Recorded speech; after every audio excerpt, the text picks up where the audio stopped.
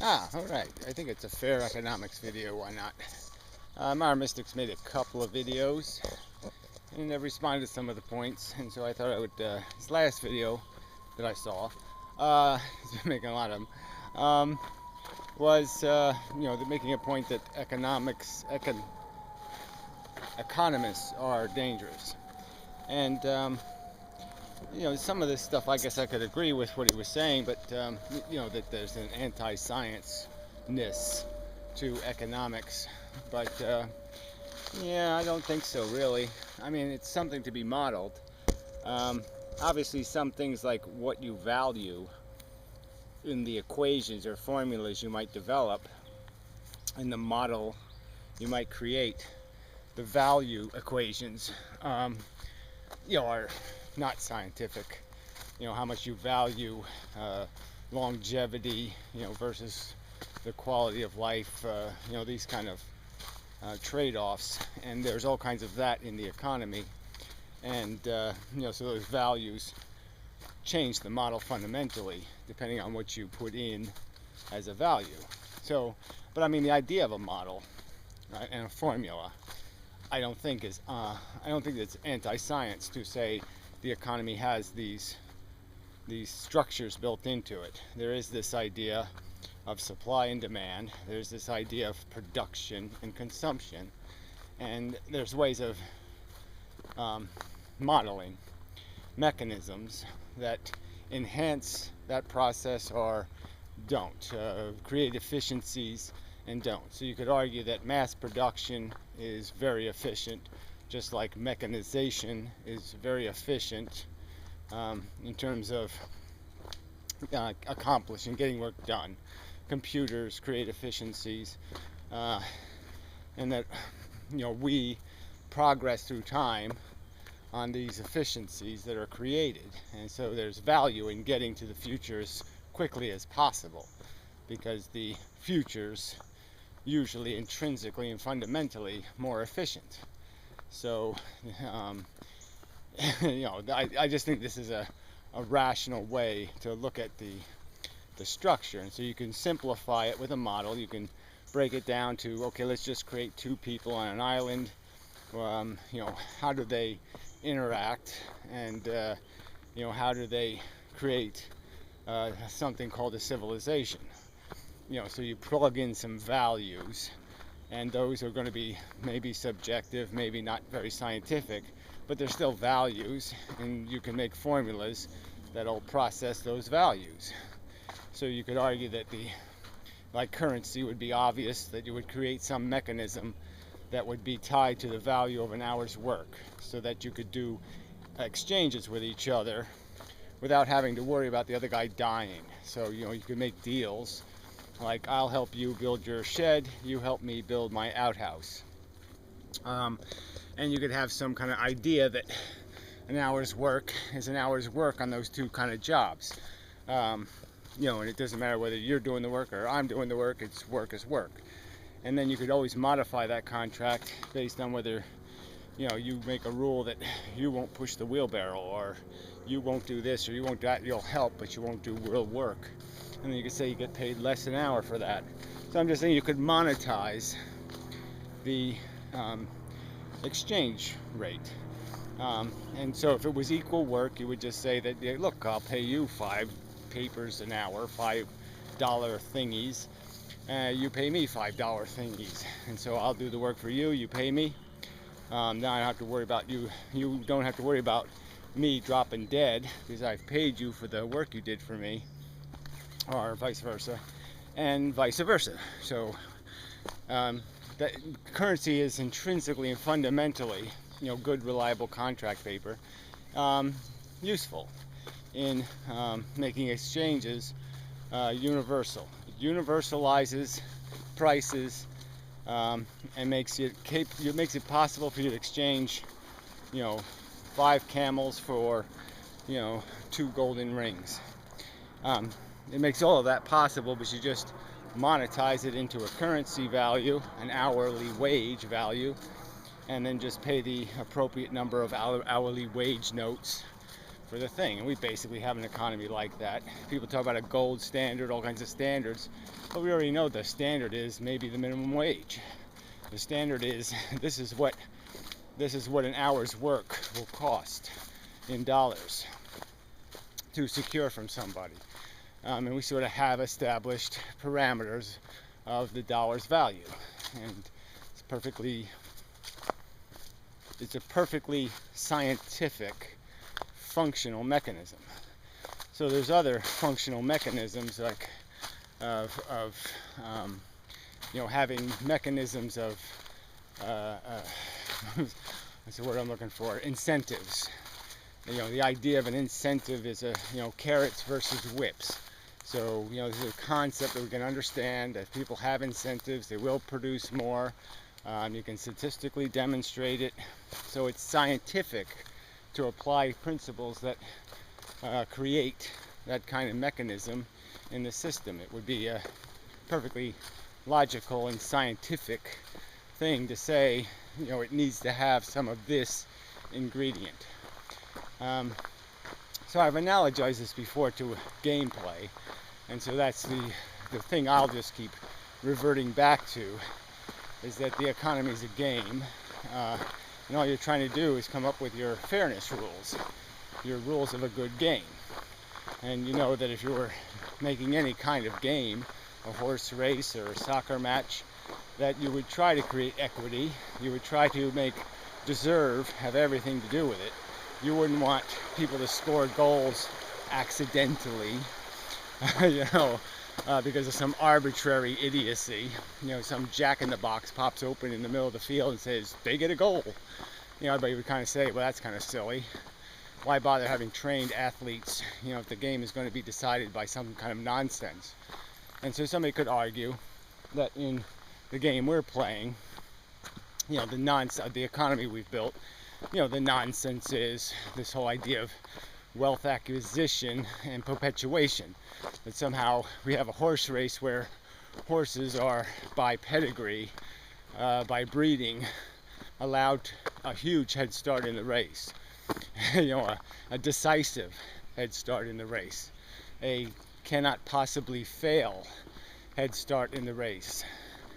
And, that's like a no-brainer to say, well, you got no game. Game over. Okay, if that's the premise of the game, then there's no game. Forget about it, because anybody can be arbitrarily destroyed because the wife of the Google guy decides she wants to go into the business you happen to be in, and she can afford to lose $1 million for 600 million years. You're not going to be able to compete with somebody who can afford to do their job badly and still kick your ass in the end, because they can just keep losing money.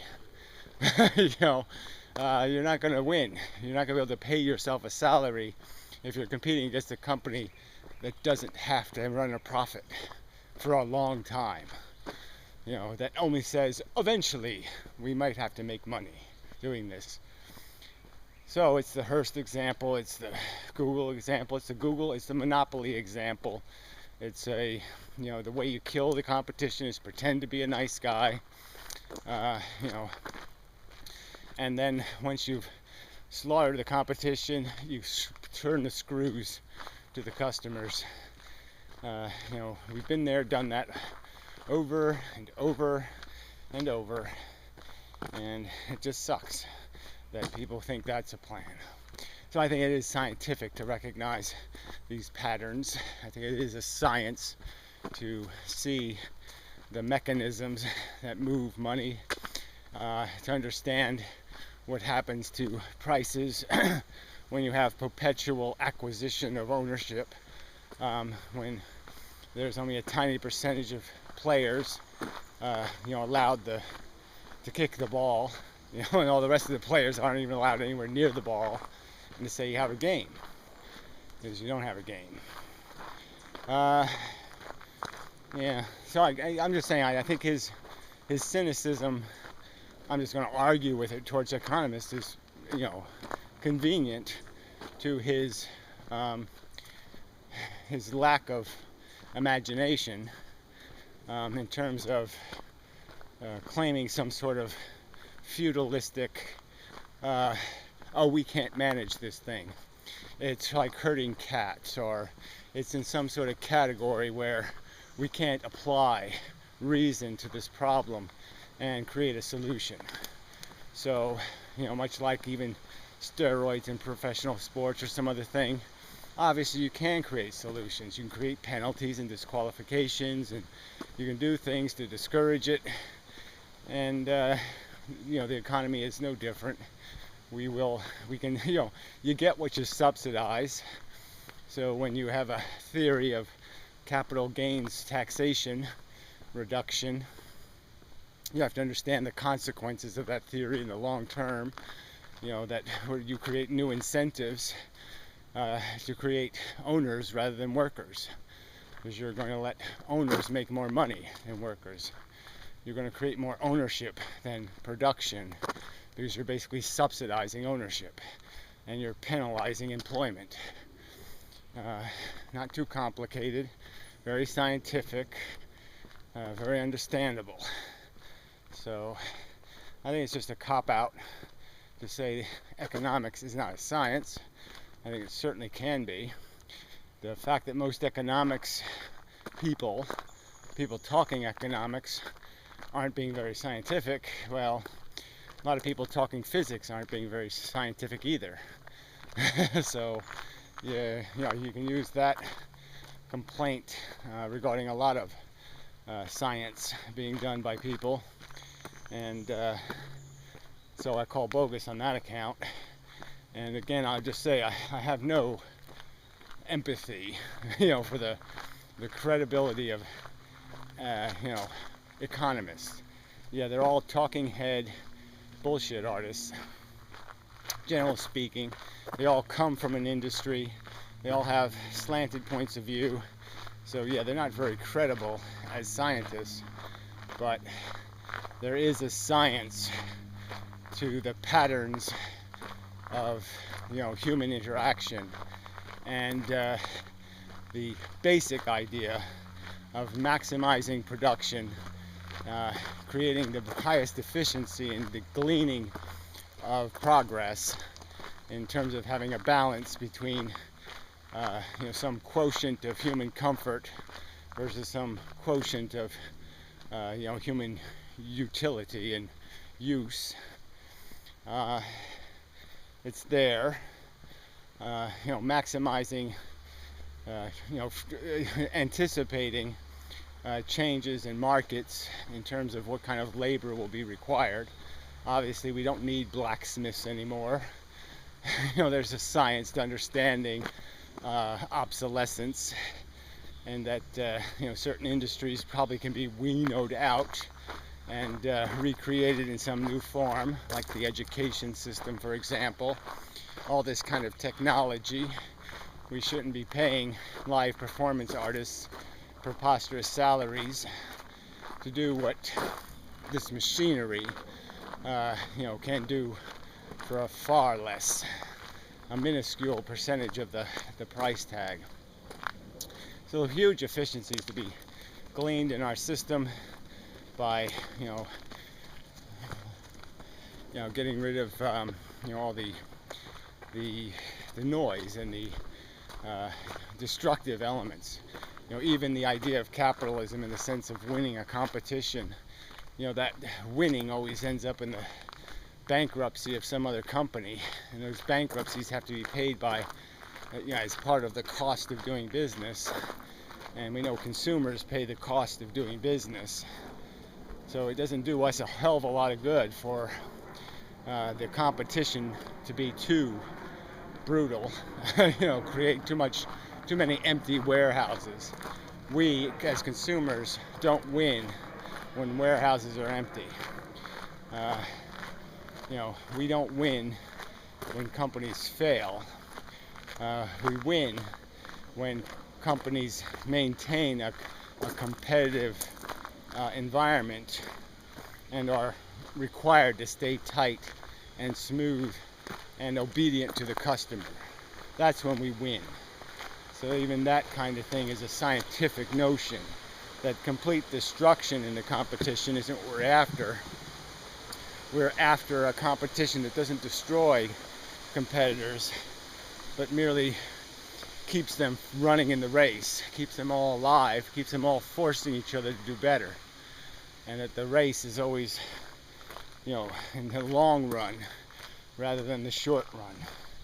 And another scientific concept that you have long term efficiency reality and short term cost to benefit analysis, and that the obviously more sensible analysis would be the longest term analysis possible.